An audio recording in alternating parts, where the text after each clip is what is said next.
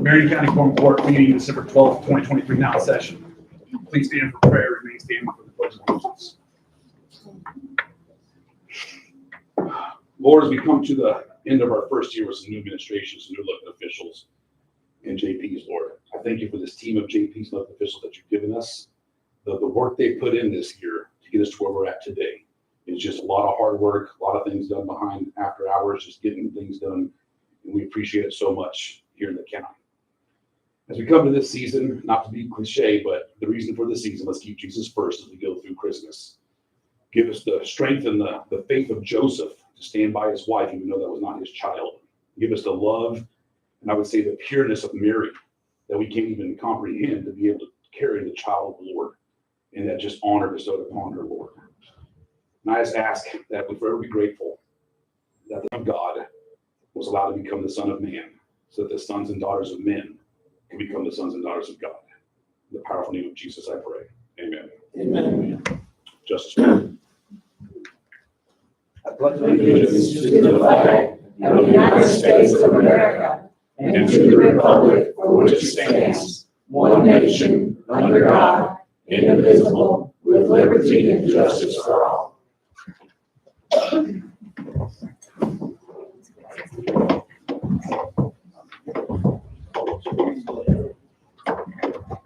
I would like to recognize our new Justice of the Peace for District 9, Justice Miles Welling. He was appointed by Governor Sanders earlier this month. And I just wanted to welcome him here and introduce him to you all.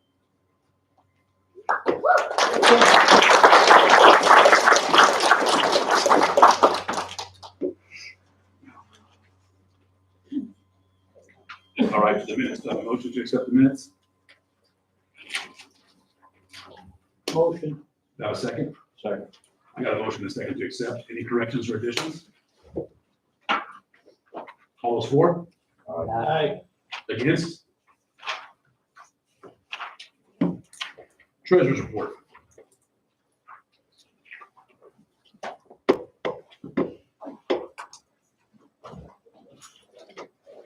Total balance of all funds as of November 30th, $11,159,707.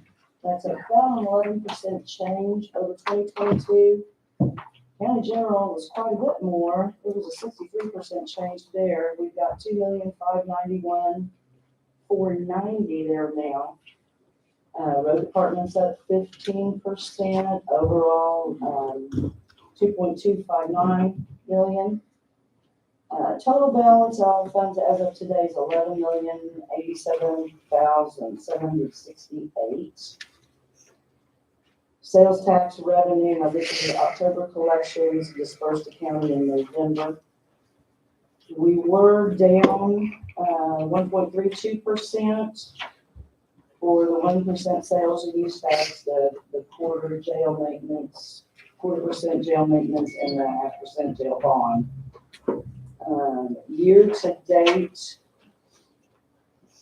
we are up 1.55%, but we have been down a little bit the last 3 months. So basically, we're just kind of settling out to year end almost even, a little ahead.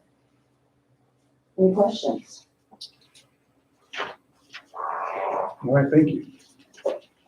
Sheriff's report.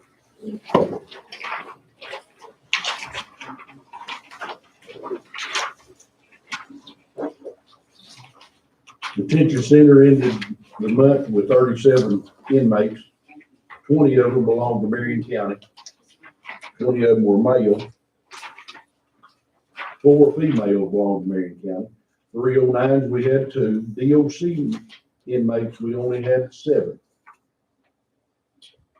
We had 3 DOC female inmates, and then we have 1 from another county. We just had a total of 46 bookings for the month, which we were down a little. Circuit court collections, we had $16,221 that was collected. Circuit court restitution, we were able to collect $4,197.09. District court collections was $5,967.67 or 63 cents. Total warrants were issued was 46.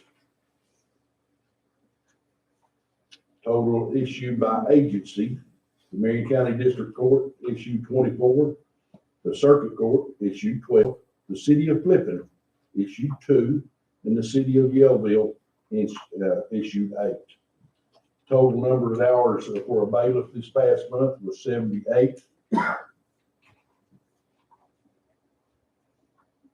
He was in court 78 hours, that's right. We've had an increase in sex offenders that have moved into Marion County. Looks like we're up to 81. We've only had 18 updates for the month. So that means we've had 18 people come in and had their pictures taken and updated the files where they're trying to make sure they still live where they're supposed to be. The profit from the commissary account in the jail was $1,283.49. Number of meals served was 3,015.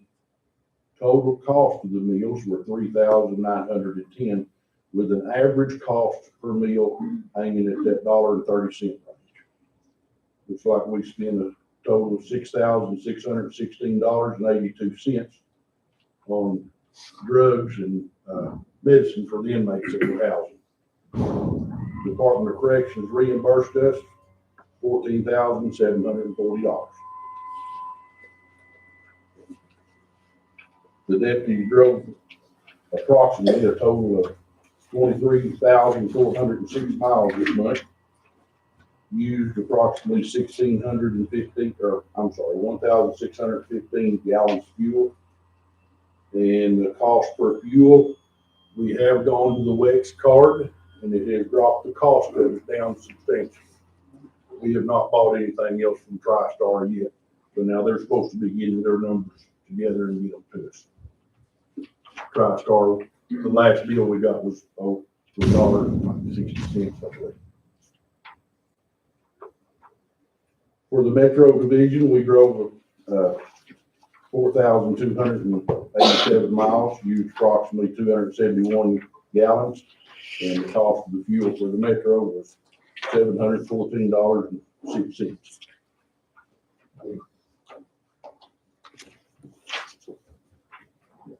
The CID conducted 41 interviews this month. We arrested 1 person and 1 felony charge, and opened 4 other felony investigations. That's all right. Thank you again for all your time.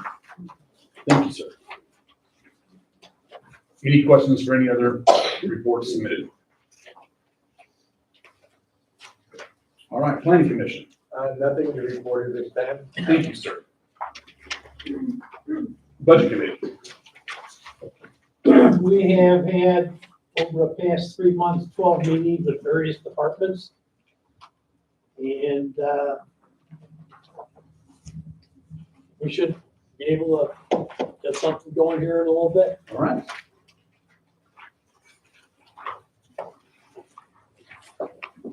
I don't believe the personnel, law enforcement, solid waste, and procedures management, that correct? All right. Any old business? Okay. Clerk Moffitt. May I have a motion to read by title only, please?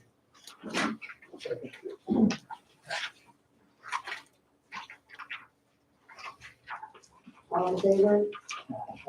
All against? Thank you. Okay, the first ordinance is 2023-141.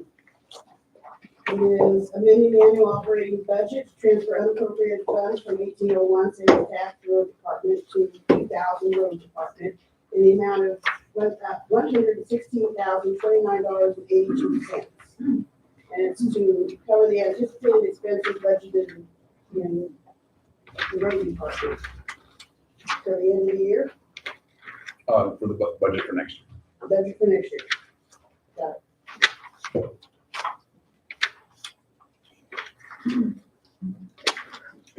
Motion. Second. Move to amend. And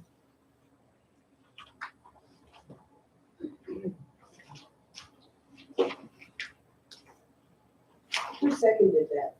Robert?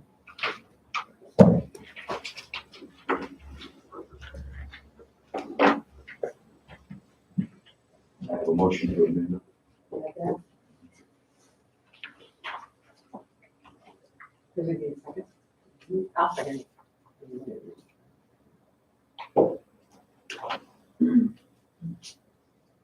Are we discussing? I need to know what you're amending. The number 116,029 was an early number, and there were revenue projections after that number was established. The actual number should be amended to 146,029.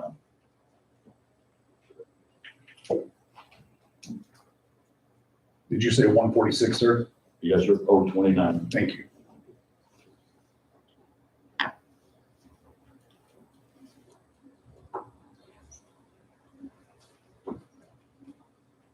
Any further discussion?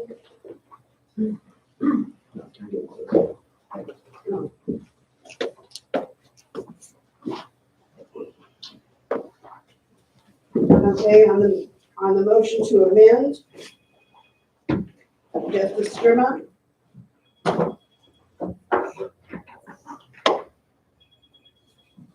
We're amending from the road department into, we're amending the amount from 116 to 146. from the road department into the road department sales tax. It's going from sales tax road department into road department, Okay. Yes, okay? Justice Nichols? Yes. Justice Van Kuren? Yes. Justice White? Yes. Justice Reed? Yes. Justice Hutchings? Yes. Justice Shipman? Yes. Justice Brigham? Yes. Justice Willen? Yes. Willen, I'll get it, I'm sorry.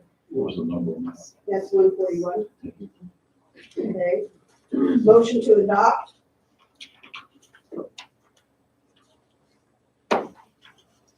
Justice Nichols? Yes. Justice Van Kuren? Yes. Justice White? Yes. Justice Reed? Yes. Justice Hutchings? Yes. Justice Shipman? Justice Brigham? Yes. Justice Wellen? Yes. Justice Scrimmler? yes.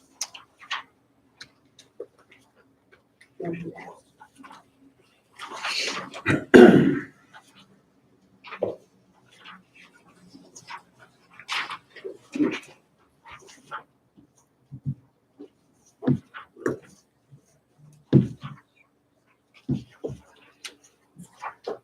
Ordinance 2023-142. This is the budget for the year 2024.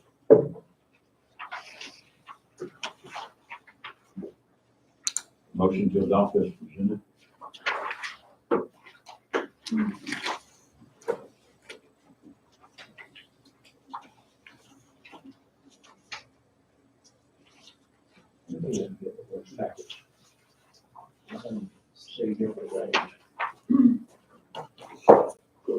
No, because that is not going to be correct. What's incorrect, what is correct is going to be in your book.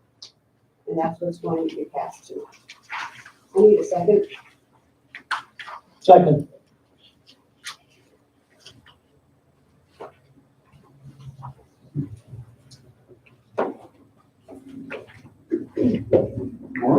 We have a second, so we'll open it up to discussion. And I believe that we have 5 speakers here this evening that have been sponsored by JPs to speak. You'll be allotted 5 minutes apiece. If there's a rebuttal from the JPs, you'll be given more time after that. I believe Susie McVeigh will be our first speaker.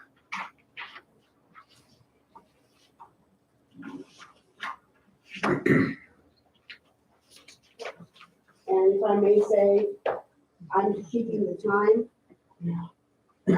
And my timer will go off at 4 minutes and 30 seconds, so you know, okay?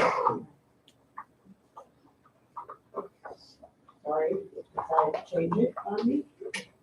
It's been like 2 hours, that's not gonna work out. Thank you. Again, my name is Susan McVeigh. I appreciate you allowing me to address the court. The University of Arkansas gives an overview of Arkansas County government structures and responsibilities. It states, the Quorum Court is the legislative body of county government and is considered the voice of the people. Thank you for allowing me to address the court and hearing my voice regarding this budget ordinance. I want to ask that you would respectfully listen and consider what I have to say. I want to let you know that I'm not running a campaign for or against anyone. First, I would like to address the budget regarding the library. Several conversations that I have had with JPs lead me to believe that they are basing their decision on whether the library director should have a raise on conditions that are not within their jurisdiction to decide. Indirect actions should not circumvent constitutional limitations. When the legislature or the Quorum Court attempts to achieve what is forbidden directly by imposing conditions or line item appropriations, it violates the spirit of the law. This is what I believe happened at the November 16th Budget Committee meeting relating to the library budget. The library director presented the budget for the library. There was discussion. A few people were allowed to speak. And then quite suddenly there was a motion to accept the budget, but only with an amendment made to keep the director's salary as it was in 2023. Many people were in the room and wanted to speak, but were not allowed. The Quorum Court plays a crucial oversight role, but they must strike a balance. The Quorum Court approves budgets, but it must respect the library board's autonomy. It must avoid micromanaging operational decisions. The court should not use appropriations or conditions to indirectly undermine the board's authority. At the budget meeting, a person, as well as a justice of the peace, brought up library hours of operation and even asked about signage for the library. Again, this seems like conditions are being put in place to somehow justify the raise. Actually, I believe the library was open on Saturdays for quite some time during 2021 and 2022. The same years a raise was denied by the Quorum Court, ironically. The Quorum Court cannot indirectly achieve what it is impermissible to do directly. This principle aligns with the separation of powers doctrine. The Library Administrative Board relies on stable funding and competitive salaries to attract and retain qualified personnel. By limiting salary raises, the Quorum Court indirectly affects the ability of the library board to recruit and retain skilled professionals. It undermines their administrative authority by restricting their capacity to manage personnel matters effectively. Salary decisions directly impact the quality of services provided by our library. The administrative board needs flexibility to adjust salaries based on market conditions or Class 2 county comparisons, such as Marion County, and employee performance and length of service. When setting budgets or allocating funds, the Quorum Court must be mindful not to attach conditions that infringe upon the administrative authority of the library board. While oversight is essential, it should not unduly interfere with the day-to-day operations. At the meeting, the library board president presented justification for the raise of the library director. His request was denied. I believe this past year has been awful for county offices who have had to go before committee meetings and Quorum Court begging for raises. Most of the meetings have been argumentative and unfruitful. Finally, I believe from a conversation with the JP that other county employees have either received a raise in 2023, and if not, will receive one in 2024, with the exception of one employee, Dana Scott, the library director. This will be the third year she has been awarded a raise by the library board, but denied the raise by the Quorum Court. I believe that she is being discriminated against and that this is an abuse of the separation of powers doctrine. I have contacted the Arkansas Ethics Commission, the Equal Employment Opportunity Commission, and our local state representative regarding this injustice. I am asking that the Quorum Court would do the right thing and reinstate the library budget that was submitted to the committee with the raise for the library director. Thank you for your time.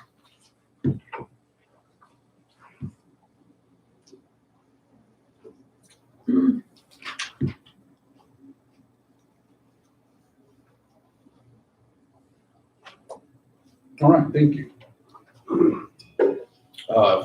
Ms. Cassandra Biner.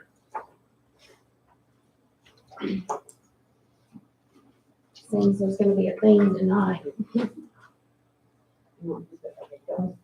Good evening. Courage is defined as quality of mind or spirit that enables a person to face a difficult or danger without fear. As a citizen, it's our First Amendment right to grievance you all without fear of retaliation. But it takes courage to do that knowing it may happen again because it having been already. The old saying is to never judge a book by its cover. So I'm going to tell you about a few of my life's pages. Prior to my accident in 2015 that left me disabled, I was a community organizer. I interned for former Governor Mike Huckabee. I've held meetings with senators, congressmen, mayors, quorums, top seats at the state health department and the ADEQ, and offices from the former AG Leslie Rutledge Johnson and Governor Asa Hutchinson, the EPA and the FBI. They don't always like what I had to say or how I had to say it, but it was always in getting to the truth. Then I was fighting for an entire community. And now I'm fighting for myself. There I had a long history with officials, and here I have none. I don't ask questions or make statements just for the sake of it, but I do it for the rule of policy and procedure and the checks and balances of power, so it not to be abused. I have an official grievance today with you all that is taking place. I have safety concerns for myself as well as officers who visited my home on official business, yet there's no dispatch record of them. That vest cam recordings were not videoed or deleted. I have an issue that a city official can drag a county into a federal rights investigation with one phone call. That call was to violate my state right under Arkansas Constitution Amendment 79 to homestead through the county tax office, to deny and defame my character on public record when the issue had not yet proceeded through the judicial legal system. No one just bends or breaks one rule. After accessing my property at nearly 3 times its previous value, denying my homestead, I couldn't pay my taxes on time. Yet state law says that the assessor is to publish it in the paper, and yet I and others have yet to find my name listed. I, for one, do not believe in coincidences. I can't say what JP stated back in July, that not following policy and procedure will eventually catch up. But I can say I will see my end to the end. And Judge, I did ask you about procedure when it came to environmental issues. So I wanted to inform you that I filed a complaint tonight with the ADEQ. On my way to this meeting, the home that previously burned at 800 Wickersham on Thanksgiving. But there are individuals there tonight burning that material again. If you can imagine what it's like to only breathe with one lung, imagine breathing in that air pollution 2 blocks away. Thank you. Thank you.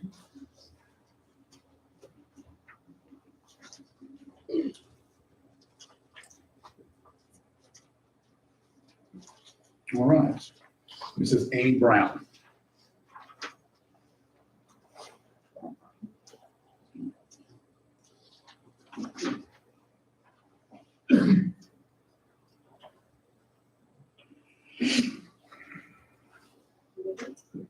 I am a trustee of the library, one of the board members. I have been for 7 years. The library board directs the library director to use her administrative, financial, professional, and personal management skills to organize, direct, evaluate, and review the library's resources, personnel, the facilities, the services, and the programs to respond to the needs of our county. Every year, the board evaluates the director's performance in a closed executive meeting, reviewing those things that she has been directed to do by the board. With this information, we as the board of directors reward her work with a raise paid for by the library fund, not the county general fund. She is our employee. We hired her and set her salary. Because of the Quorum Court's refusal to approve the salary increases, our library's director's salary compared to other Class II county libraries is substandard. She has brought much to Marion County Library in the 6+ years she has been employed by us. Checkouts, program participation, ebooks, new library cards have markedly increased since she has been our director.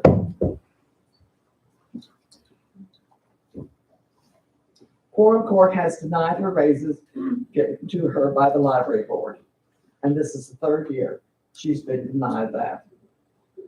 With the almost 7 years of service to the Marion County Library and the improvements and successes that have already been stated, we believe Dana Scott, the library director, has earned her raise approved by the board. Noting again that her salary does not come from the county general fund and in no way affects any of your county funds. Thank you. Thank you very much.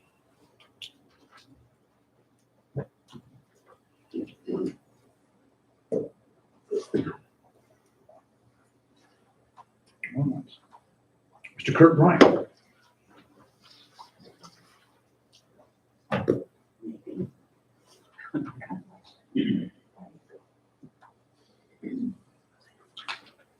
Ready? I think so. Okay, I'm Kurt Bryant, and I'm the president of the library board right now, and I've been on the board for several years. I don't know how, this is my 10th year, I think, and I'm stepping down. But I'd like to share some information, and this is a letter that was sent to all the people in Marion County, okay? The Marion County Library Board is writing to address questions about library government and the library's operating budget. As an administrative library board, we set the salary for the library director. And once we decide on a salary for that year, it is added to the library budget and turned over to the Quorum Court for review. This is the 3rd straight year the Justices of the Peace have changed the board-approved budget for the library, including not granting the salary increase we had approved for the library director. The Attorney General's opinion of 93-275, the Quorum Court's power to set salaries and appropriate the library funds cannot impermissibly infringe upon the library board's administrative authority.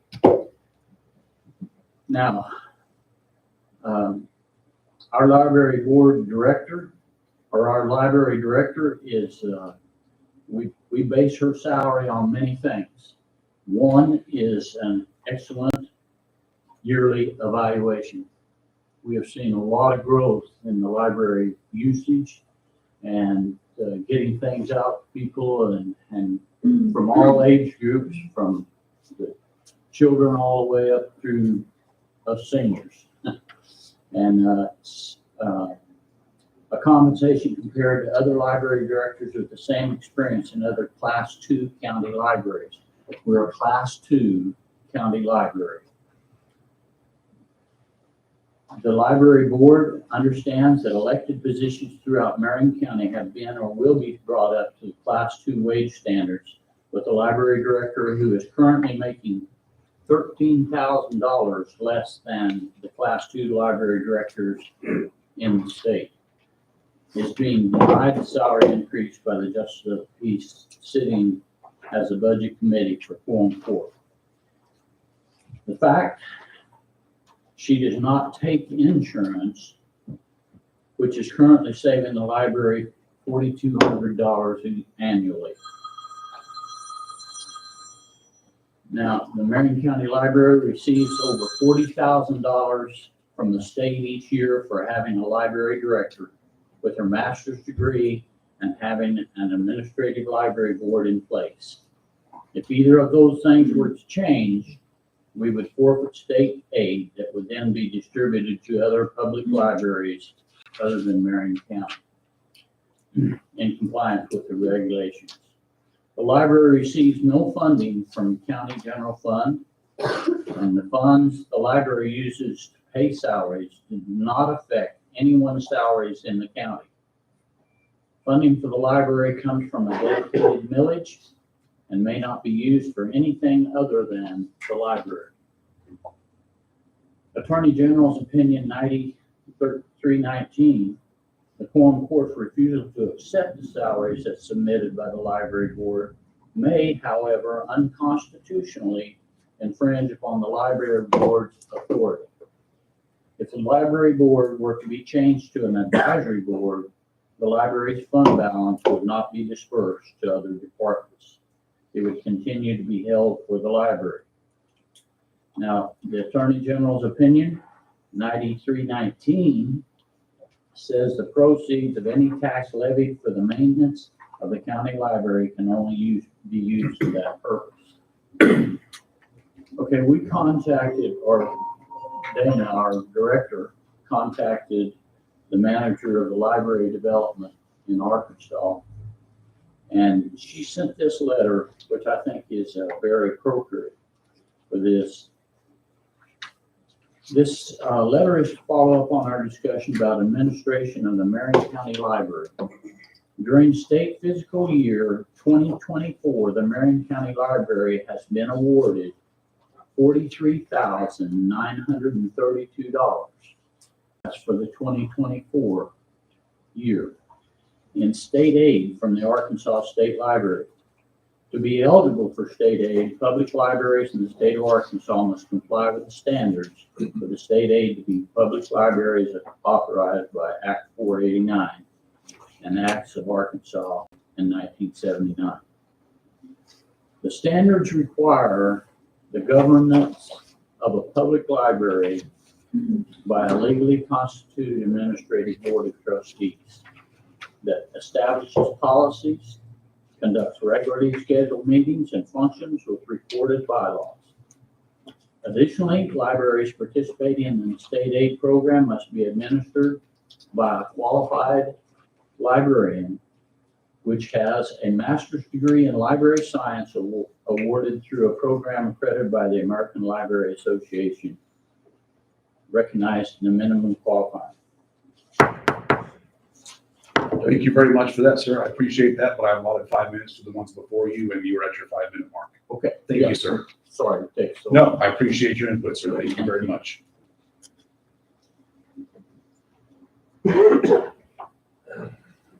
Olivia Angelina.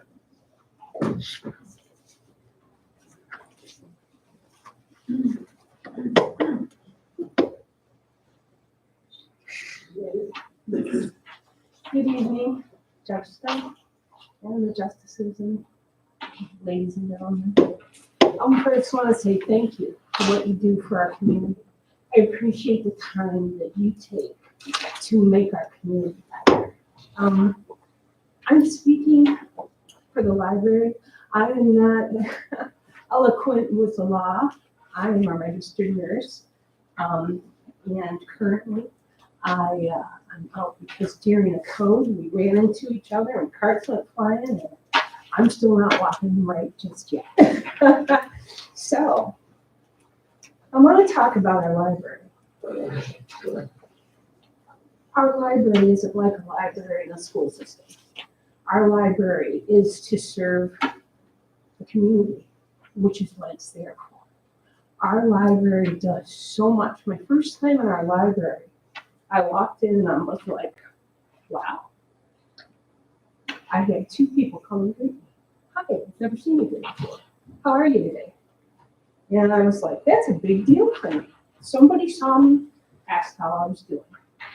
What I was doing at the time was looking for a job that I could do where I wouldn't have to get on my feet 12 hours. And my computer died at home. And you can do just so much on a smartphone. They helped me get signed on, showed me what their computer system could do. We have people that know how to navigate that system, that can help you get to where you need to go, and you can fax there, you can copy there. We pay for it, a small fee, but they're there. They're there for us. They're there for the community that needs them. And these people are skilled. I can't get into the issue of politics regarding the director. I choose not to, because what I'm here for is to tell you, you have a gem in this library. You have competent people. They are up to date. They know what they're talking about. They are always there. And every time my understanding is that there was a question regarding attendance by the director. Every time I've been there, and I go there all different hours, these 3 times a week, I usually get a book and I go to the Loom class. I've met people. We play some games over the summer. It was wonderful. It was full of parents and kids getting stuff from the programs that these young ladies run, so the children can read, make reading exciting. That's what it's about. That's what it's about. But the way I see it is, we keep looking at money, but money is more, there's more to an asset than money. These people are an asset. The programs they run there are an asset. I look forward to going there. I've met some wonderful people. I encourage people. I got to read at the square that we had on the square in Yalville. And the kids were just around us. We get a teddy bear to hang on to. We read to them. We had a brother and sister. I guess they were 7 and 9. They told us they couldn't read. And the books we gave them, they came back. They were kind and waited. And they said, we don't have anybody to read us these books. Will you read them to us? And we did. And it was a wonderful time. I guess I just want to celebrate and be the library. They're doing wonderful things for this community. And I don't know, like everybody here seems to know pays and all of that. I don't know what that is. What I do know is in monetary assets, you've got assets. You've got a lot of assets there. And if they don't know the data you need, they'll find somebody that does. They can tell you where to go do things. And I know that's my 30 seconds, so I'll be quiet. I tried to be, I was just looking to be truthful and respectful, and that's all. I thank you for your time, and I thank you for what you do for our community. Thank you very much. You're welcome.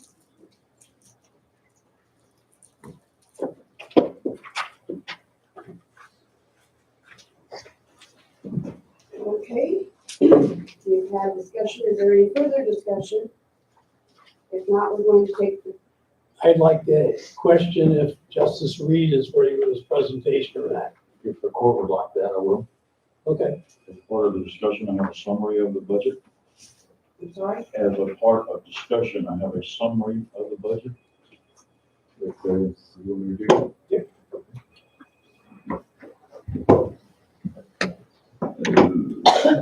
Showtime. Sir? Showtime. Showtime. Sure.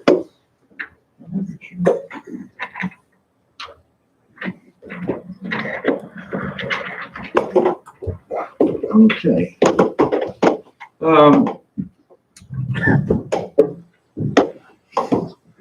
Okay, let me get on there. Excuse me.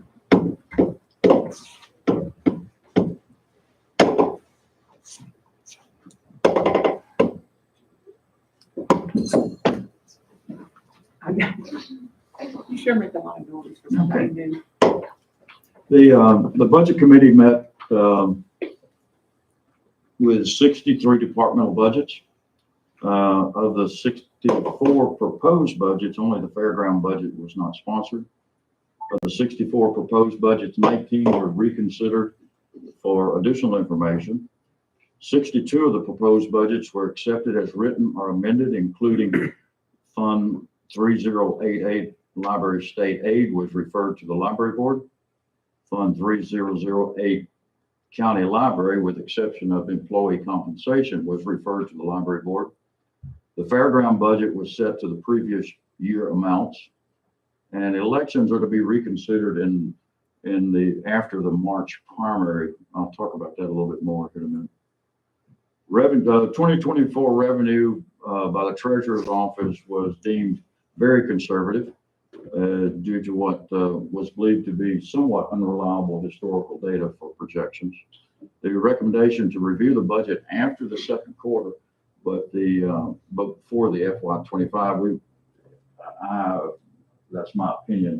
That was not come from the committee, but I believe it's prudent to review this budget again at the end of the second quarter, because it becomes a baseline for the FY25 budget. Sales and use tax distribution for the 1800 series is still under consideration.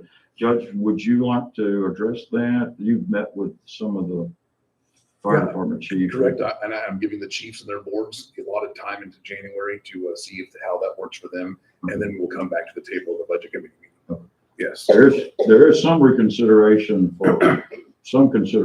for redistribution of that sales tax, but nothing has been submitted to the court yet. Overall, the proposed appropriations was 11.9 million. The revenue was 8.3 million, 8.4. Carryover was 9.1 for a total of 17.5 million.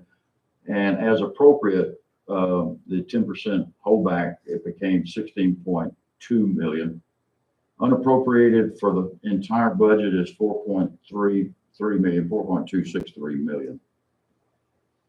Okay, proposed county general obligations was a center of topic. The Fund 1000 is subject to obligations in two categories. One, appropriations, the proposed budgets that the total was 2.1 million. The shortfalls from other departments that we proposed that county general cover came to about 1.55 million, and they included these four. Sales tax law enforcement with a shortfall of 866,000. County detention with a shortfall of 335,000.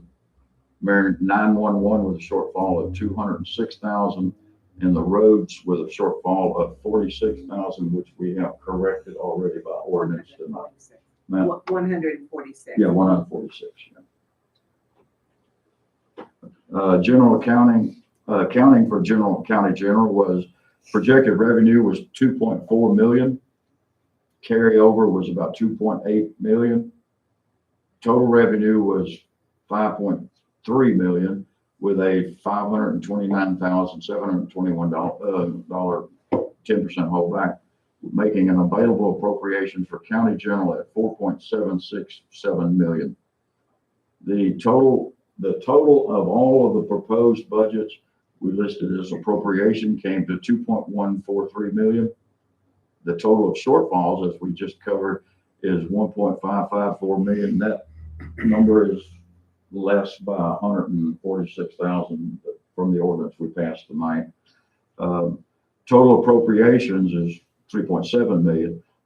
Unappropriated for county general now exists at 1.215 million, not the first number, because we passed that ordinance. Any questions at this point? I'm going pretty fast. Good, because I don't have answers. Sales tax law enforcement, proposed appropriations was 1.158 million. Projected revenue was 324,250. Carryover, none. 10% holdback, 32,000. Available revenue was 291,000, which leaves a deficit of 866,363. County detention, the proposed appropriation was 1.465 million. Projected revenue was 745,250. Carryover 510,000. Total revenue was 1.255, and with 125,525, 10% holdback. Available revenue then became 1.129 million, with a deficit from proposed appropriations of 335,811. Sales tax fire departments.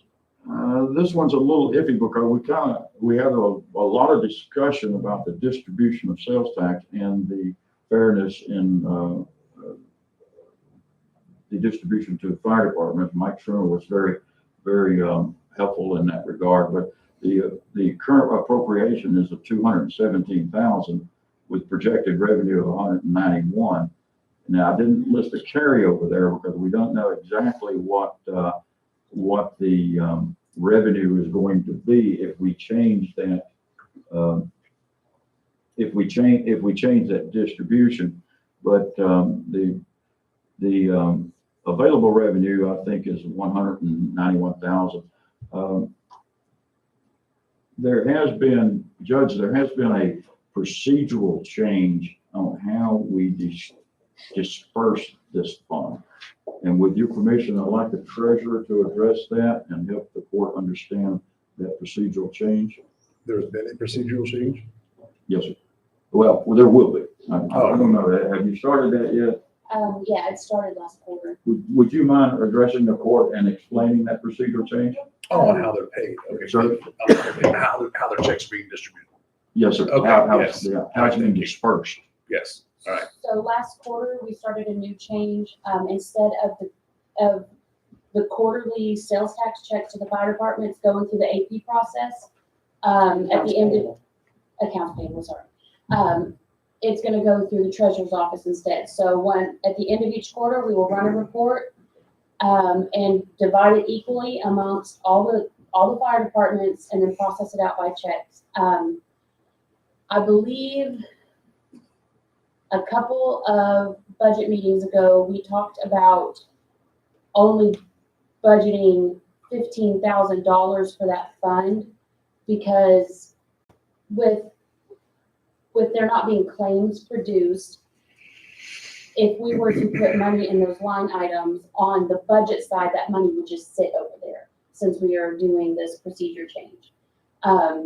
Now, the $15,000 that they're putting for the budget is towards insurance and I believe workman's comp.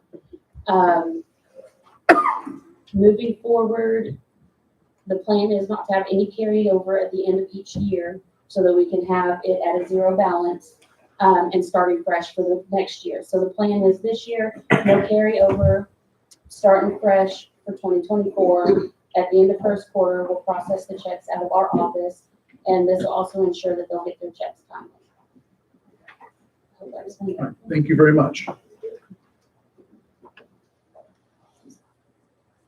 911, the proposed appropriation was 571,411 with a projected revenue of 352,000 and carryover 53,000 for a total revenue of 405,000,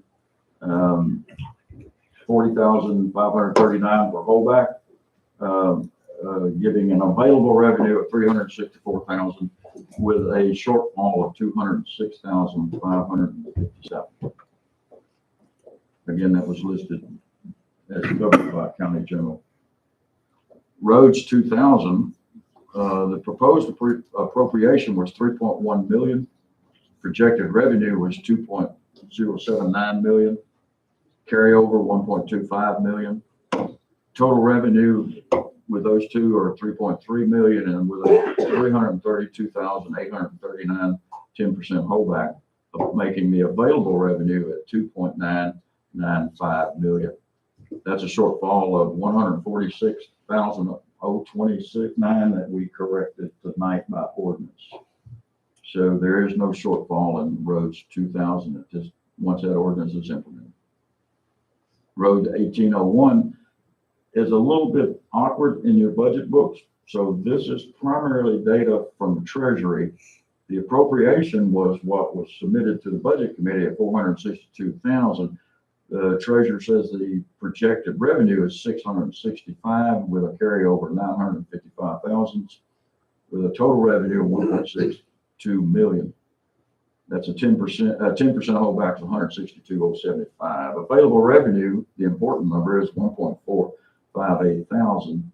Unappropriated but in the roads 1801 is the bottom number, 850,612. That's the 149,000 subtracted from the 996,000. So their roads 1801 unappropriated is 850,612.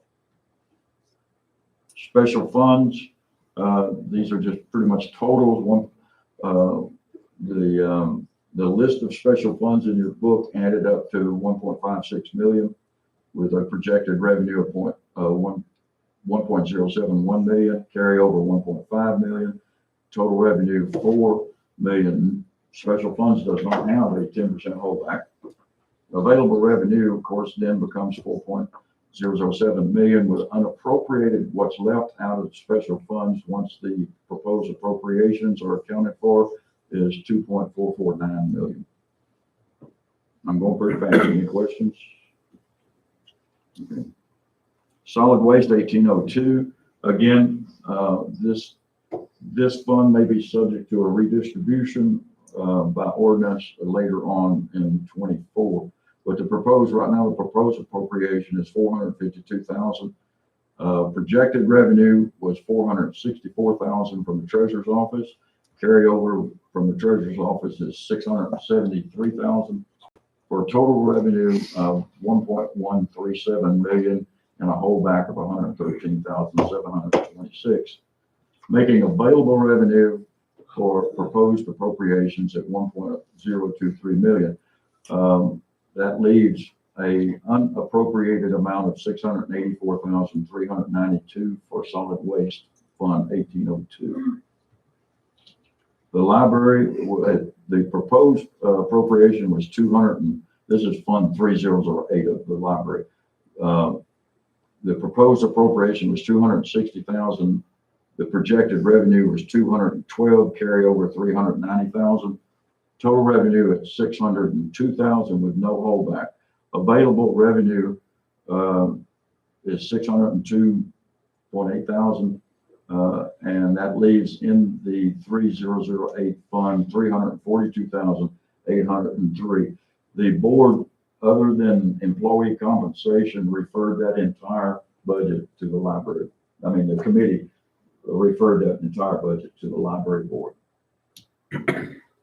That's pretty much it, sir. Well, thank you very much for that. You're welcome. Judge, Yes, sir.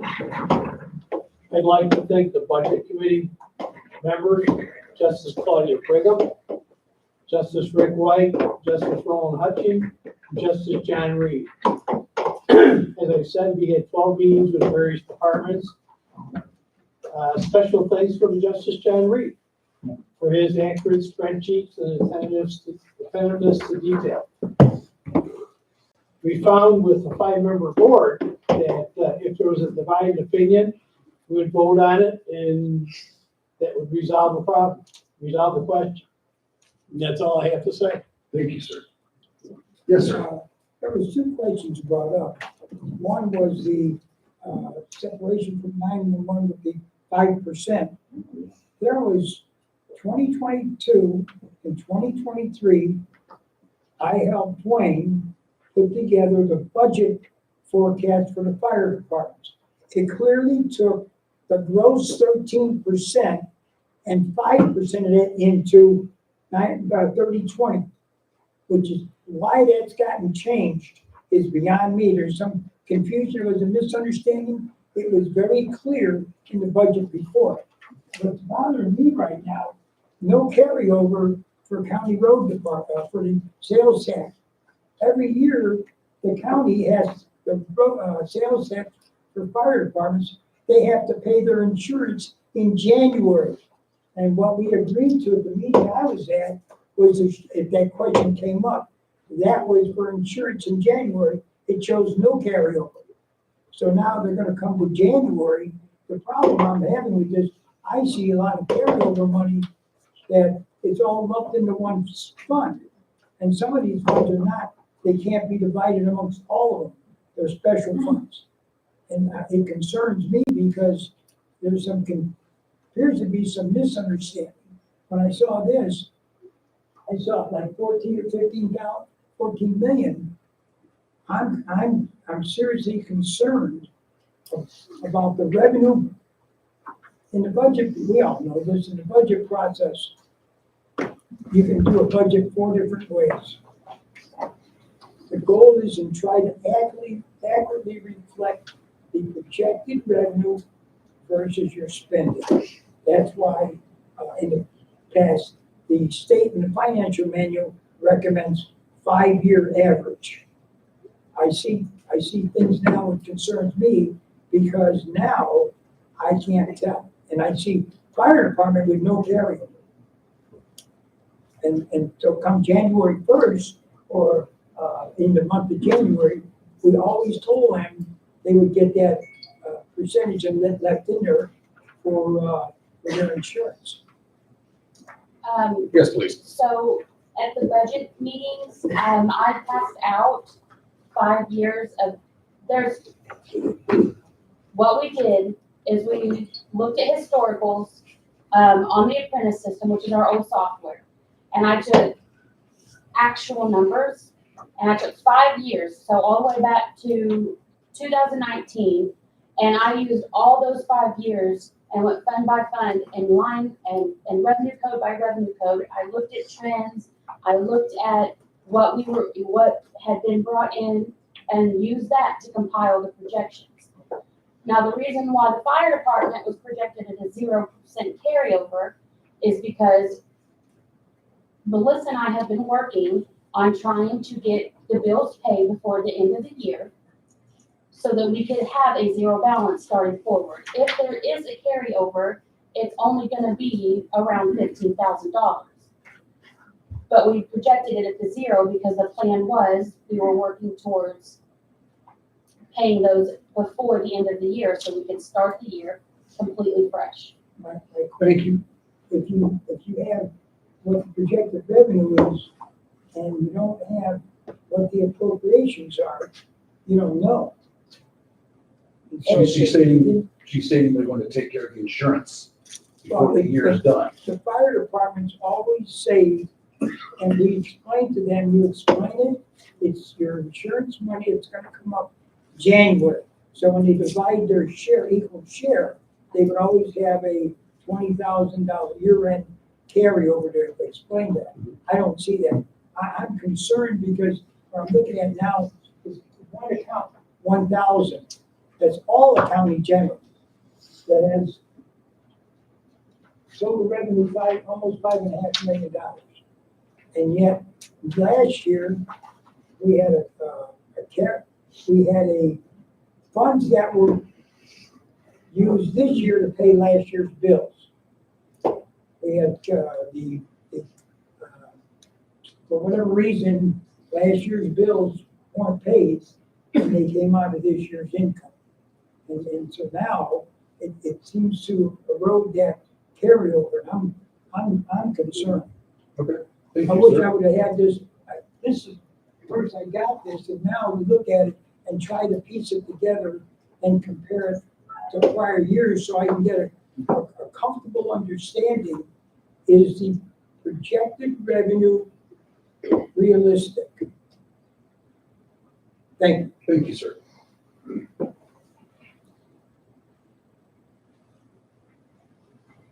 Yes, sir. Justice Reed, do you have a slide that is similar to page 54 on the thing that has the total budget summary? Say it again, please. Do you have a slide that's similar to page 54 on the Quorum Court packet that has the total budget summary? Yes. In the packet, I'm just trying to figure out, it says that the projected revenue is 15.2 million, but our proposed budget is 16 million. Is that accurate? We're Yes. proposing to spend 800,000 more than we're bringing in. Yes, sir. This here was our comptroller put in the shortfalls on the top of the funds. Most of us with the binders have an updated version of this. And if you want one, I'll give you one after the meeting.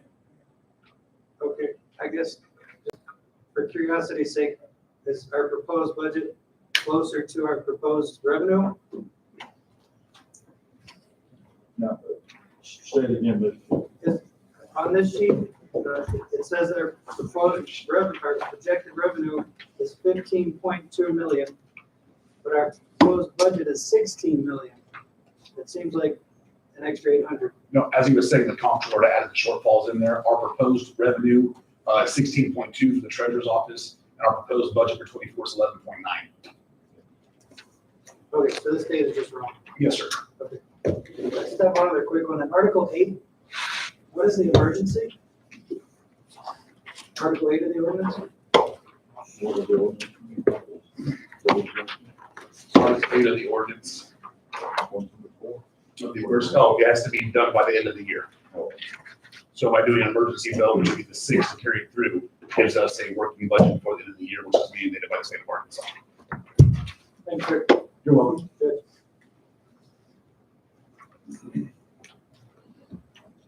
Yes, sir. Judge, to belay some of Justice Schrimmer's concerns, do you want to address the 5% versus? We've done that link with the treasurer's office. I believe we put together a good budget. I believe you guys put some time in. I believe that those concerns have been addressed and will be addressed going further. I believe that we have been conservative with our numbers, and I trust what you all came up with for the past 2 months. Okay, thank you. Yes, sir. One quick one. This ordinance has the fourth line down says January 1st, 2023, ending in December 31st, 2024.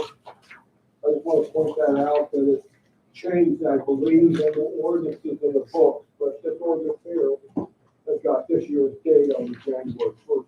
Let's start. What page are you on, sir? 48.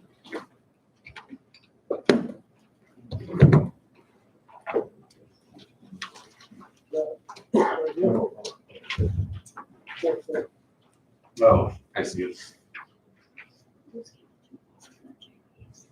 So, okay. It's been corrected already? My understanding is that the budget that will be passed tonight, that is in your books, has the correct dates. Okay, thank you.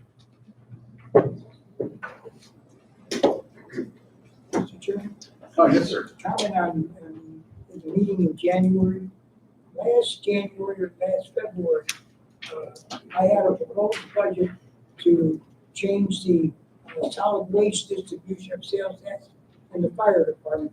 And I was asked to defer that to the end of this year, and I agreed to.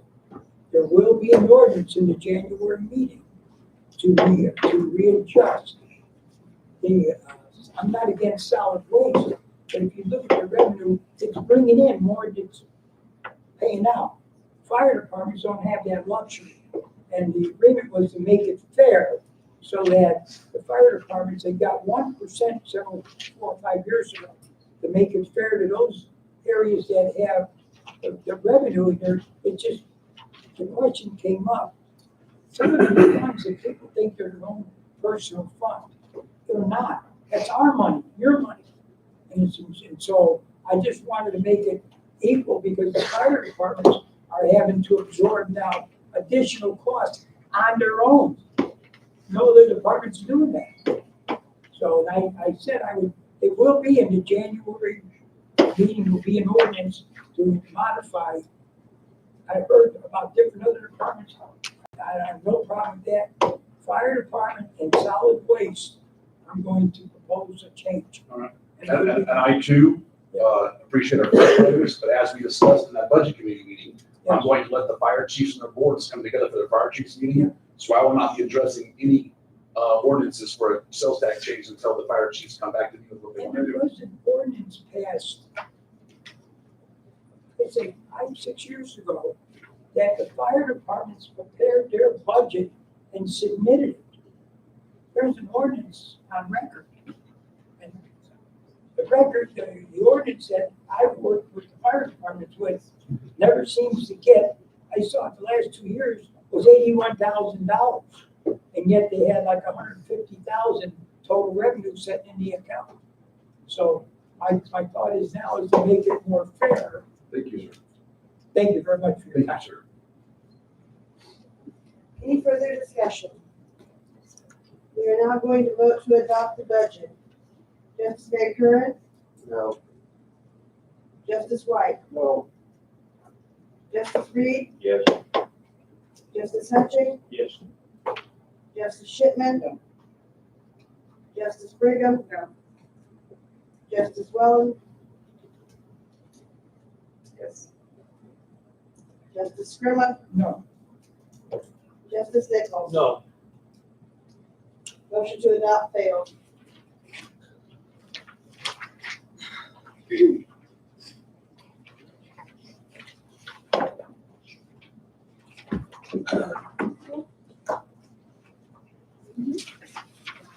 I'm beyond confused.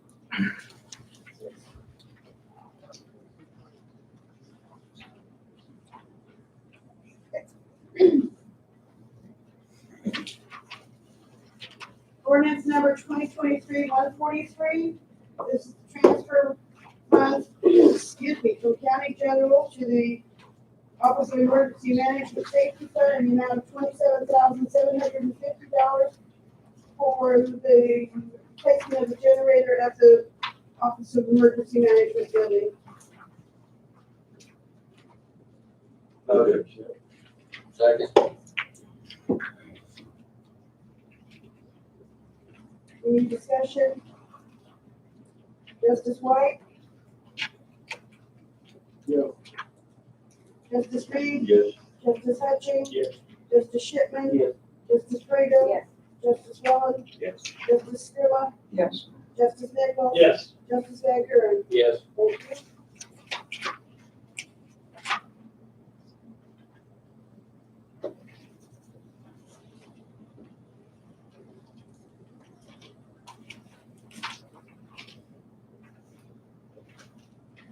Ordinance 2023-144, this is an offer request from the from the White River Baptist Association Fund for the recent purchase of outreach trailer for the unit of the White River Baptist Disaster Relief Fund, which will be useful to the residents and disaster volunteers in Marion County.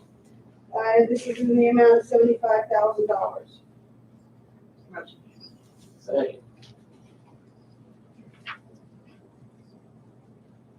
Any discussion? Justice Reed? Yes. Justice Hutchings? Yes. Justice Shipman?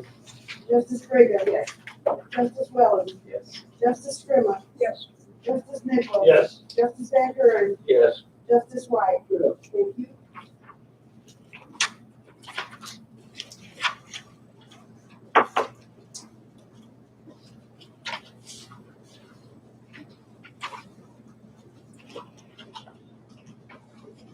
Ordinance 2023-145, this is also an ARPA request from the Palette Art League Fund, and it's in the amount of $48,000 to develop and expand additional programs for veterans, after school and summer programs at the league.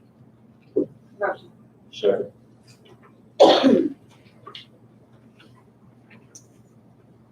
Justice Hutchings? Yes. Sorry, is there any discussion? Didn't get myself. Justice Shipman? Yes.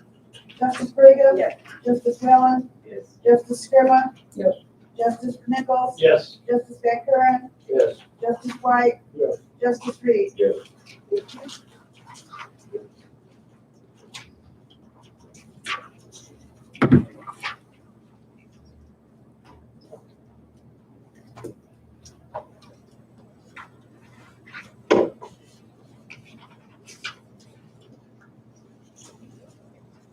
Ordinance 2023-146, again, this is an ARPA request. The Marion County 4-H members to participate in programs on the district, state, and national levels. This is in the amount of $3,000. Second.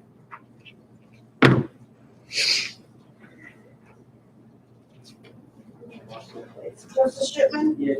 Justice Brigham? Yes. Justice Wellen? Yes. Justice Scrima? Yes. Justice Nichols? Yes. Justice Van Kuren? Yes. Justice White? Yes. Justice Reed? Yes. Justice Hutchins? Yes. Thank you.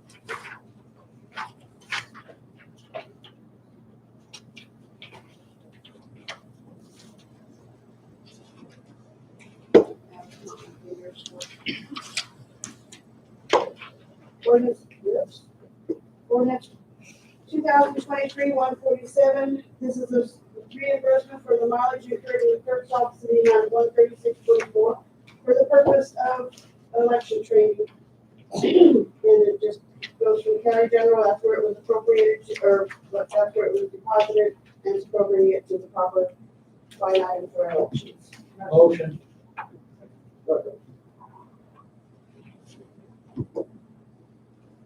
Justice Brigham? Yes. Justice Wellen? Yes. Justice Scrima? Yes. Justice Nichols? Justice Van Kuren? Yes. Justice White? Justice Reed? Yes. Justice Hutchins? Yes. Justice Shipman? Yes. Thank you. Judge, that's all I've got.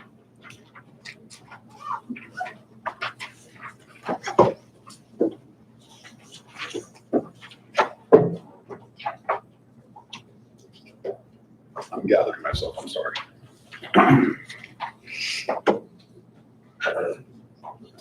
Does anybody have anything else they would like to add to this Quorum board meeting?